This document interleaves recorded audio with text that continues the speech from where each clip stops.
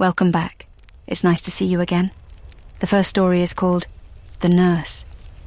A girl had just finished nursing school and started working in a new hospital. Although she loved her job as a nurse, she found it difficult to get along with the people she worked with. They were mostly young doctors who had just finished medical school. The problem was that they delighted in pulling pranks on each other. She found it very difficult to live with them in the residence next to the hospital because they stayed up late at night and made too much noise. The nurse worked very long hours and needed all the sleep she could get. Whenever she complained about their behavior, the mischievous doctors just laughed in her face and told her to shut her fat mouth. The nurse eventually had to report the young doctors to the hospital manager, and they got in all sorts of trouble. The doctors began to really hate the nurse and spent days devising a plan to get revenge on her. Finally, one of the doctors came up with a really sick prank they could play on the nurse, and the others gleefully agreed to help. That night, they broke into the mortuary in the hospital basement and sawed the arm off a corpse. Then they sneaked into the nurse's bedroom and put the severed arm under her bedclothes. They placed it at the bottom of the bed so that when she lay down, her feet would touch it. Chuckling to themselves, they stood around in the hallway, waiting for the young nurse to go to bed. As the girl went into her bedroom, the doctors had to stop themselves from laughing out loud. The nurse was suspicious of their behavior, but she was too tired to care and went into her bedroom, closing the door behind her. The men waited impatiently in the hallway for the nurse to find the severed arm in her bed. But nothing happened. There were no screams, no angry yells, only silence. After a while, the doctors got fed up waiting around and decided to turn in for the night. They assumed that they had placed the severed arm too far down in the bed, and the nurse must not have felt it. The next morning when they woke up, the doctors went to check on the nurse.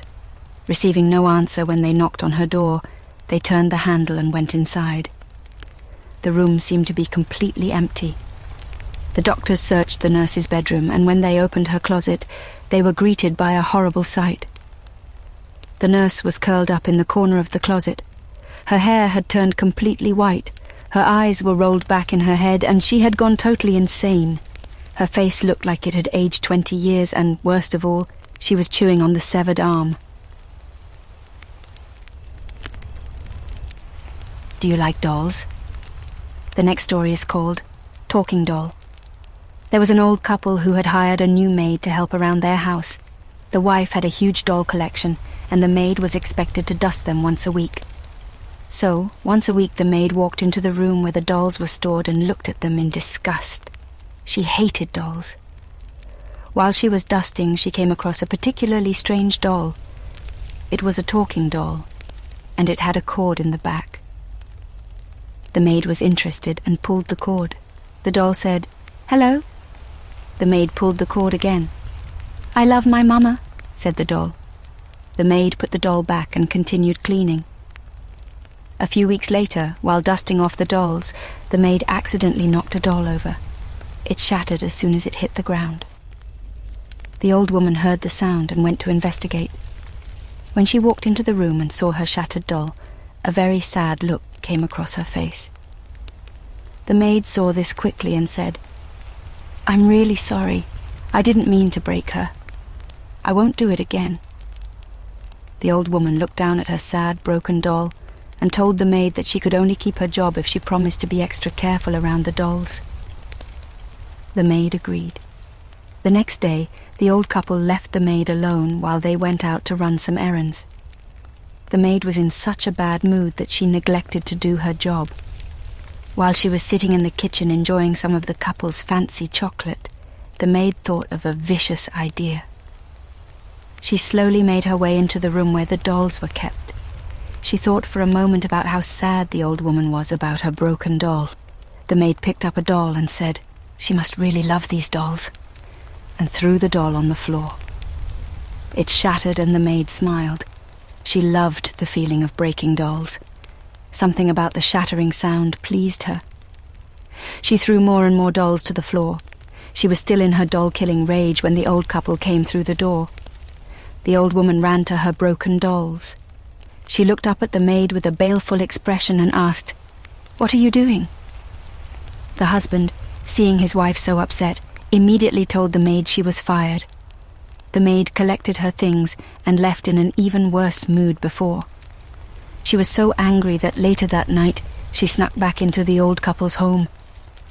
Knowing they would be sound asleep, she crept into the kitchen, found the biggest knife she could, and made her way to the bedroom.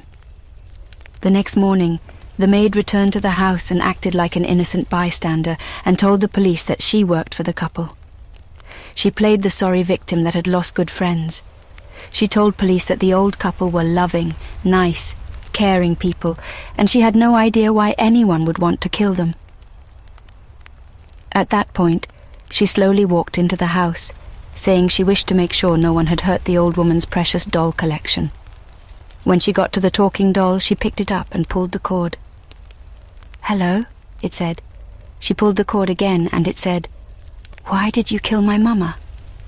The maid looked horrified. "What did you just say?" "Why did you kill Mama?" asked the doll. The maid stared in shock. She kept pulling the cord. "Why did you kill my mama? She was a nice mama.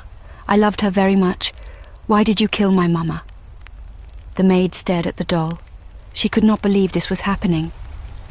"You killed my mama!" the doll screamed. The maid threw it to the ground and ran from the house. The next morning, the maid was found dead in her bed.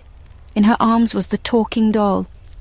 When investigators pulled the cord on the doll's back, it just kept repeating, "She killed my mama. She killed my mama."